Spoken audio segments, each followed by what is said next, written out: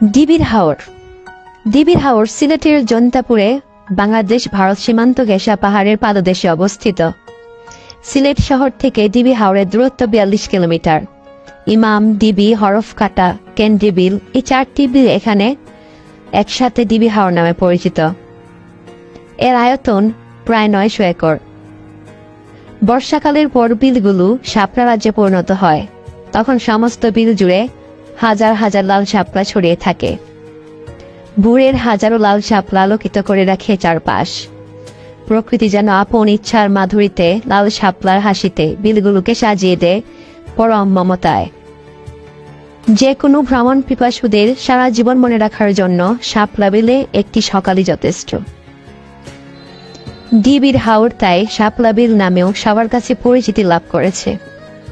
এছাড়া এখানে প্রায় ২০০ বছরের পুরাতন একটি ধ্বংসপ্রাপ্ত মন্দির রয়েছে। কথিত আছে জৈন্তা রাজ্যের কোনো এক রাজাকে ডিবির হাওরে কোথাও পানিতে ডুবিয়ে মারা হয়েছিল। ধারণা করা হয় তার স্মৃতির উদ্দেশ্যে মন্দির নির্মিত হয়েছে।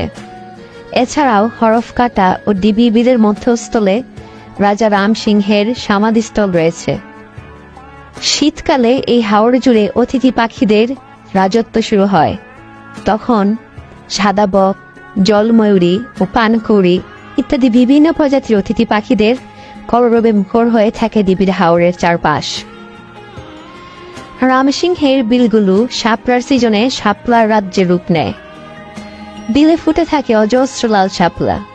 লতাপাতা গুল্মে ভরা বিলের পানিতে শত হাজারো লাল শাপলা হার মানাবে ভোরের সূর্যের আলোকে। সবুজ পাতার আচ্ছাদনে ঢাকা পড়েছে বিস্তীর্ণ জলরাশি। ভোরের আলোয় শাপলার হাসি আরো আলোকিত করে দেয় বিলগুলোকে। প্রকৃতি তার নিজ হাতে লাল শাপলার হাসিতে সাজিয়ে দেয় বিলগুলোকে। বেড়াতে আসা যে কোনো ভ্রমণ পিপাসুদের মনের দুয়ার খুলে দেবে এই শাপলা বিল। ডিবি হাওরের লাল শাপলা ফুল দেখার জন্য আপনারা সাধারণত সেপ্টেম্বর থেকে জানুয়ারি মাসের মধ্যে যাবেন। নভেম্বর মাস সবচেয়ে ভালো সময়। সকালবেলা শাপলা বিলে গেলে শাপলা বিলের সৌন্দর্য ভালোভাবে দেখতে পারবেন। সকালটাই পারফেক্ট সময়। সকালে সূর্যের আলো যখন শাপলা বিলের মধ্যে এসে পড়ে, প্রত্যেকটা শাপলা ফুল যেন তার নিজস্ব সৌন্দর্য দিয়ে উঁকি মেরে যায় আমাদের মনে।